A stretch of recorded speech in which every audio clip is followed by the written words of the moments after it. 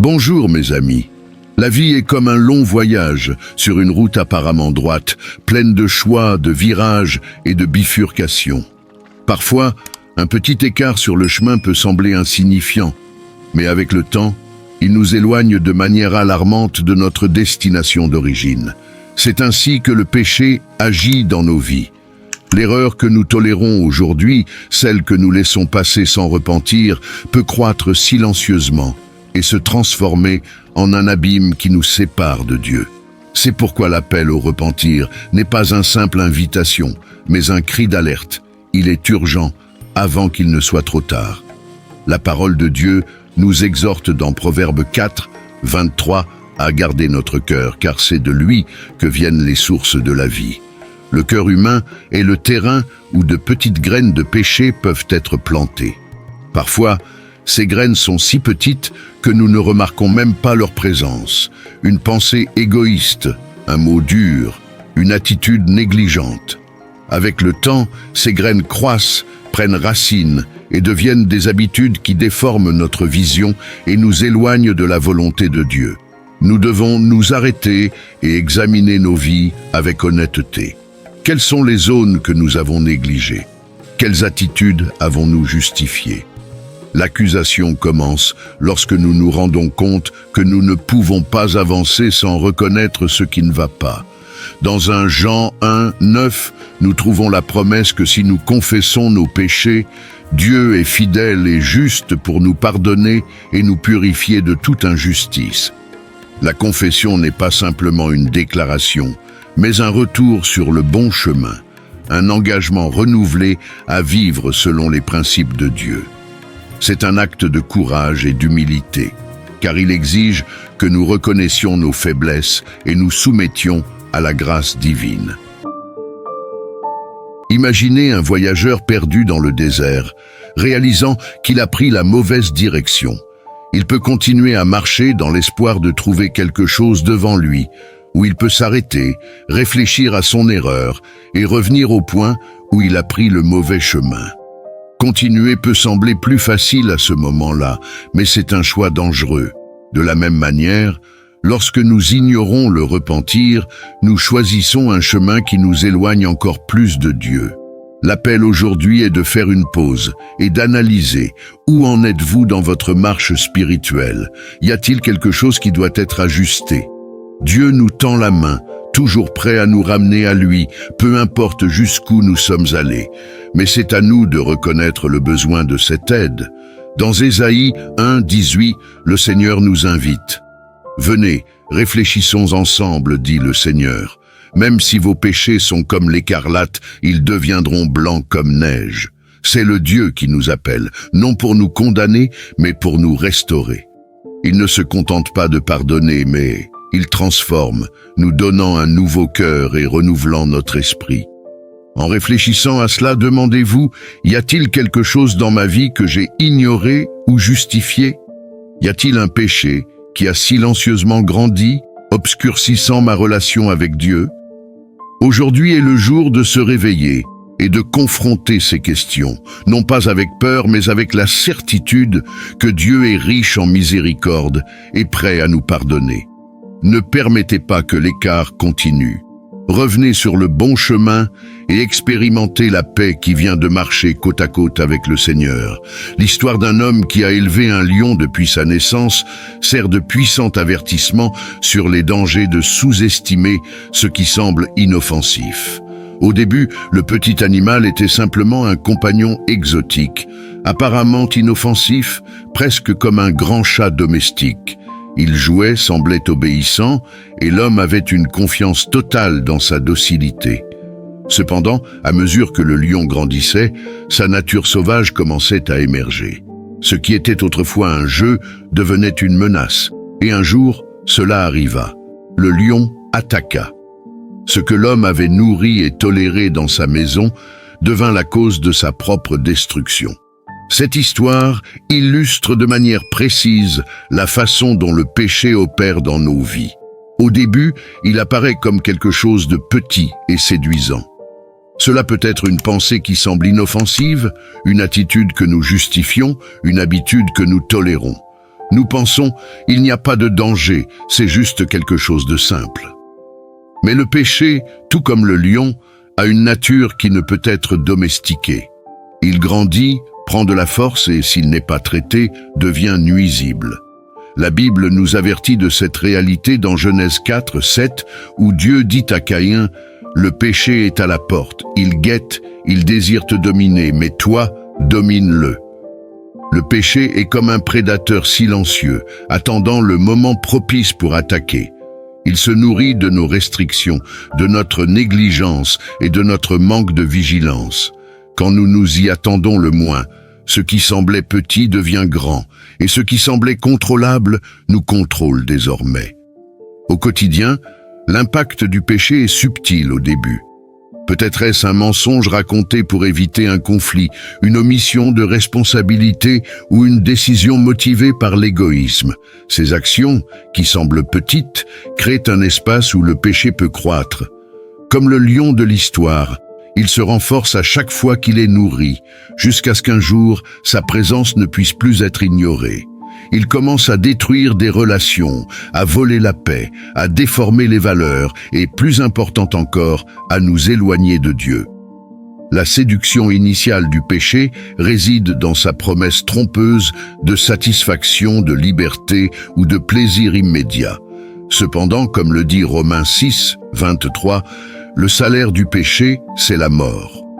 Cette mort n'est pas seulement physique, mais aussi spirituelle, émotionnelle et morale. Le péché ronge notre capacité de discerner, corrompt notre cœur et nous emprisonne dans des cycles de culpabilité et de honte. Il nous isole de Dieu, qui est la source de notre véritable vie et liberté. Nous devons être vigilants et agir rapidement lorsque nous identifions les premiers signes de péché dans nos vies. Nous ne pouvons pas le traiter comme quelque chose d'inoffensif ou le repousser avec des justifications. Dans d'abord Pierre 5, 8, nous sommes exhortés à être sobres et vigilants, car notre adversaire, le diable, rôde autour de nous comme un lion rugissant, cherchant qui il dévorera. La seule façon de lutter contre le péché est de l'affronter avec un repentir sincère et de chercher l'aide de Dieu pour le surmonter. Tout comme l'homme qui a élevé le lion aurait dû reconnaître les dangers dès le début, nous sommes appelés à examiner nos propres vies avec honnêteté et urgence. Pensez un instant, quel comportement nourrissez-vous qui semble inoffensif, mais qui pourrait se transformer en quelque chose de dangereux? Peut-être est-ce une attitude que vous avez justifiée parce qu'elle semble petite, ou une habitude que vous croyez avoir sous contrôle. Demandez-vous, y a-t-il quelque chose qui silencieusement grandit en moi et pourrait m'éloigner de Dieu? Ne permettez pas au péché de prendre racine. Aujourd'hui est le moment d'agir. Tournez-vous vers Dieu, confessez vos échecs et demandez-lui de révéler les zones de votre vie qui doivent être corrigées. Ne laissez pas le lion devenir trop grand pour être affronté. Dans 2 Corinthiens 10, 4 et 5, nous sommes rappelés que les armes de notre lutte ne sont pas charnelles, mais puissantes en Dieu pour renverser les forteresses et amener toute pensée à l'obéissance du Christ. Cette promesse nous garantit que nous n'avons pas à affronter le péché seul. Dieu nous donne le pouvoir de le vaincre. Laissez le Saint-Esprit examiner votre cœur et apporter la lumière sur toute zone d'obscurité. Rappelez-vous, le repentir n'est pas un signe de faiblesse, mais une preuve de courage et de foi en l'amour transformateur de Dieu. Il est toujours prêt à nous accueillir, à nous purifier et à nous renouveler. Ne tardez pas jusqu'à ce que le petit écart devienne une route sans retour. Aujourd'hui est le jour de se réveiller, d'agir et de revenir sur le bon chemin. Nous vivons dans un monde où les signes du désordre sont partout. À mesure que les crises familiales se multiplient, les relations qui devraient être basées sur l'amour et le soutien se transforment en lieux de conflit et de douleur. Les liens, qu'ils soient liés à la substance, à la technologie ou à des comportements destructeurs, emprisonnent des millions de personnes, offrant une pause temporaire tout en détruisant lentement des vies et des rêves. Ce désordre, bien qu'évident, n'est que la manifestation de quelque chose de plus profond, une déconnexion spirituelle, un éloignement du Créateur qui ordonne toutes choses. La Bible nous enseigne que Dieu est un Dieu d'ordre, comme il est écrit dans 1 Corinthiens 14, 33. Car Dieu n'est pas un Dieu de désordre, mais de paix. Lorsque nous nous éloignons de lui, nous permettons au chaos de s'installer dans nos cœurs et par conséquent dans nos vies. Cette déconnexion spirituelle se reflète dans nos choix, nos attitudes et même dans la manière dont nous affrontons les défis de la vie. Le péché, souvent ignoré ou minimisé, agit comme un poison qui ronge notre paix intérieure et génère les tempêtes extérieures que nous vivons. Les crises familiales, par exemple, apparaissent du jour au lendemain. Elles commencent par de petits actes de manque de respect, de non-pardon ou d'une communication négligée. Ces petites dérives, accumulées au fil du temps, créent un gouffre qui semble impossible à franchir. De la même manière, les dépendances commencent souvent comme une fuite face à des problèmes émotionnels ou spirituels. Une petite pause qui, répétée, devient un schéma destructeur. Derrière ces problèmes, il y a toujours une absence de Dieu, la source de l'amour, de la paix et de la véritable liberté. C'est un moment de réflexion. Demandez-vous, quelles sont les zones de ma vie en désordre? Y a-t-il des conflits non résolus dans ma famille?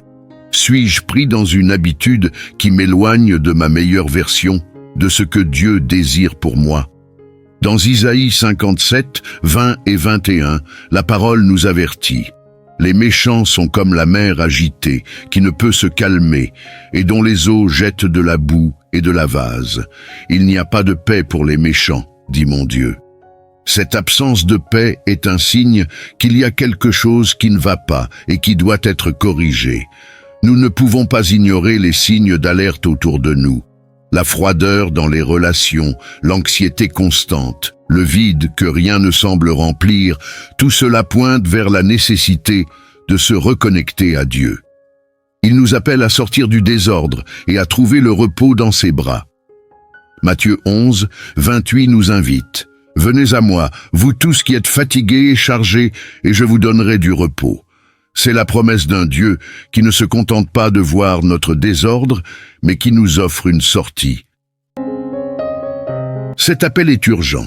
Il ne s'agit pas seulement de reconnaître les manifestations extérieures du chaos, mais de traiter la racine du problème, le manque d'intimité avec Dieu. C'est dans la relation avec lui que nous trouvons la sagesse pour résoudre les conflits, la force pour abandonner les vices, et le courage de recommencer. Ne négligez pas les signes de désordre dans votre vie. Ils sont une invitation à chercher celui qui peut restaurer ce qui a été brisé et apporter la paix là où il y a du chaos. Le péché, aussi séduisant et puissant qu'il puisse paraître, n'est jamais plus fort que la grâce et l'amour de Dieu. Il y a de l'espoir, de la force et une promesse éternelle de rédemption pour ceux qui reviennent au Seigneur. Résister au péché n'est pas une bataille gagnée une fois pour toutes, mais un processus continu, un voyage quotidien de choix conscients et un abandon constant au pouvoir transformateur de Dieu. La Bible nous assure dans 1 Corinthiens 10, 13 que aucune tentation ne vous est survenue qui n'ait été humaine. Et Dieu est fidèle, il ne permettra pas que vous soyez tentés au-delà de vos forces, mais avec la tentation, il préparera aussi le moyen d'en sortir afin que vous puissiez la supporter. Cette promesse nous montre que, bien que le péché tente de nous éloigner, Dieu nous donne toujours les moyens de résister et de rester ferme sur le chemin de la justice. Résister au péché nécessite un engagement quotidien à chercher Dieu dans la prière, méditer sa parole et vivre selon ses enseignements. Lorsque nous nous connectons à Dieu, il nous donne la force nécessaire pour dire non à ce qui nous éloigne de lui. Mais il est important de se rappeler que cette résistance ne dépend pas seulement de notre volonté. Elle vient de la communion avec le Saint-Esprit qui nous rend capables de vaincre les tentations et de persévérer dans le bien. Persister dans le bien n'est pas seulement une manière de repousser le mal, mais aussi de cultiver une vie qui reflète le caractère du Christ. Romains 12, 21 nous encourage. Ne te laisse pas vaincre par le mal, mais vains le mal par le bien. Chaque fois que nous choisissons d'aimer au lieu de haïr, de pardonner au lieu de nourrir la rancune, d'aider au lieu d'ignorer, nous renforçons notre résistance au péché et nous rapprochons de Dieu. Ce voyage de résistance est aussi un voyage de rédemption. Dieu, dans sa miséricorde infinie, ne se contente pas de nous aider à résister au péché, mais nous rachète des moments où nous avons chuté. Il nous purifie, nous restaure et nous donne l'opportunité de recommencer. Comme il est écrit dans 1 Jean 1:9, « Si nous confessons nos péchés, il est fidèle et juste pour nous pardonner nos péchés et nous purifier de toute injustice. » C'est l'essence de l'Évangile, un Dieu qui ne nous abandonne pas, même quand nous échouons. Construire une relation profonde avec Dieu est la clé pour vivre une vie de victoire sur le péché. Cette relation ne se fait pas par des actes occasionnels, mais par une marche quotidienne, une recherche constante de sa présence. C'est dans les moments de prière, à travers les pages des Écritures et dans la communion avec d'autres chrétiens, que nous trouvons la force de résister et la joie de vivre selon la volonté de Dieu. Rappelez-vous, nous ne sommes pas seuls dans cette bataille. Dieu marche avec nous, nous soutient et nous donne le pouvoir de résister. Lorsque nous restons en lui, le péché perd sa force et nous sommes transformés de l'intérieur. Peu importe où vous en êtes ou à quel point il semble difficile de revenir, il y a de l'espoir. Dieu a les bras ouverts, prêt à vous accueillir, vous fortifier et vous racheter. Aujourd'hui, choisissez de résister. Choisissez de faire confiance. Choisissez de vivre dans la plénitude de la grâce et de l'amour de Dieu. Peu importe à quel point l'abîme dans lequel vous vous trouvez est profond ou à quel point les ombres autour de vous sont sombres, il y a une lumière brillante au bout du tunnel. Et cette lumière, c'est Jésus-Christ. Il est la solution à tout péché, douleur et lutte que nous affrontons. Jésus est venu dans le monde non pour condamner, mais pour sauver. Dans Jean 8:12, il déclare « Je suis la lumière du monde. Celui qui me suit ne marchera jamais dans les ténèbres, mais aura la lumière de la vie. » Ces paroles sont une promesse de libération, une certitude qu'en Christ, il y a un nouveau départ pour tous ceux qui croient. Le péché peut avoir causé des erreurs dans votre vie, mais il n'a pas le dernier mot. La croix du Christ nous rappelle que le prix de notre péché a déjà été payé. Jésus a pris sur lui toutes nos fautes, toutes nos chutes, et en ressuscitant, il nous a donné la victoire sur le péché et la mort. Romains 8 nous garantit « Ainsi, il n'y a maintenant aucune condamnation pour ceux qui sont en Christ Jésus. » C'est un message d'espoir qui transforme des vies. Vous pouvez être pardonné, restauré et renouvelé en Jésus. Remettre les zones difficiles de votre vie à Jésus n'est pas un acte de faiblesse, mais de courage et de sagesse. C'est reconnaître qu'à vous seul, vous ne pouvez pas vaincre, mais qu'avec lui, tout est possible. Matthieu 11 nous invite « Venez à moi, vous tous qui êtes fatigués et chargés, et je vous donnerai du repos. Prenez mon joug sur vous et apprenez de moi, car je suis doux et humble de cœur, et vous trouverez du repos pour vos âmes. Car mon joug est doux et mon fardeau est léger. » Il ne vous offre pas seulement du repos, mais une transformation complète, échangeant le poids du péché contre la légèreté de la liberté en Christ.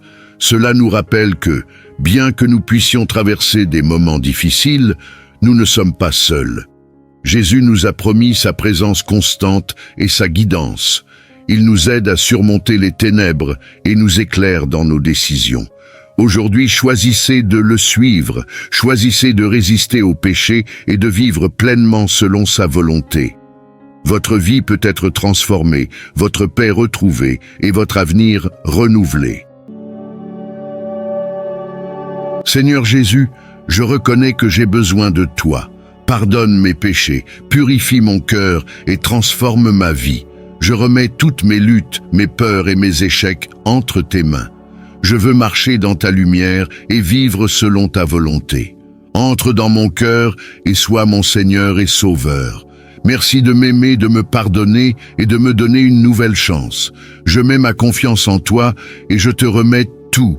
Père bien-aimé et miséricordieux, nous nous approchons de toi avec des cœurs humbles et assoiffés de ta présence. Nous reconnaissons que le péché tente de s'enraciner dans nos vies, mais nous déclarons que toi seul es notre force, notre lumière et notre rédemption.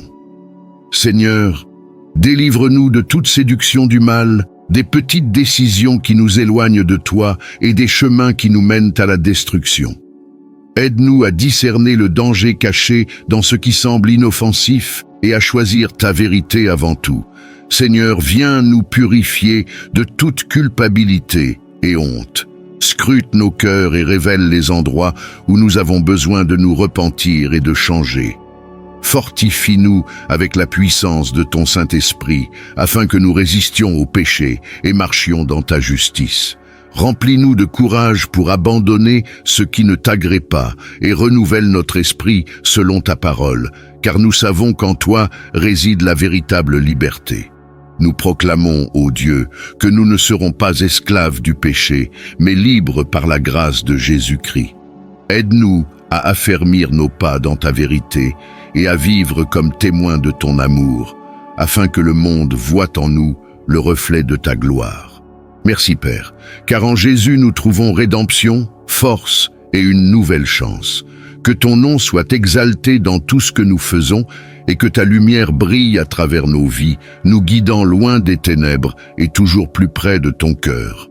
Nous prions avec confiance, croyant que tu es fidèle pour nous garder de trébucher et pour nous présenter devant toi, libres et remplis de joie.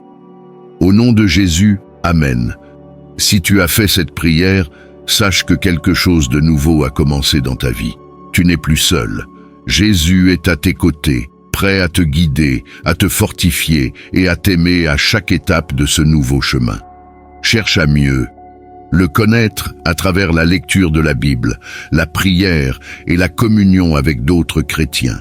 Aujourd'hui commence une marche pleine d'espoir, de grâce et de sens.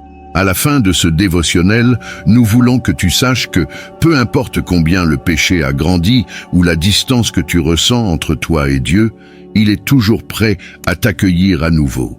Sa grâce est plus grande que n'importe quelle erreur et sa miséricorde ne faillit jamais. Jésus est la solution, la lumière au bout du tunnel, et il t'appelle à vivre une vie nouvelle, pleine de sens et de transformation. Ne remets pas à demain ce que tu peux faire aujourd'hui. Si tu ne t'es pas encore abonné à la chaîne, abonne-toi maintenant pour ne plus manquer des messages d'espoir et de foi comme celui-ci. Aime la vidéo et partage-la avec des amis et des proches qui ont aussi besoin de cette parole d'encouragement. Si tu as prié ou pris l'engagement de suivre Jésus de manière plus fidèle, laisse un commentaire ci-dessous, car nous voulons prier pour toi et accompagner ton cheminement. Que Dieu te bénisse abondamment. À la prochaine vidéo.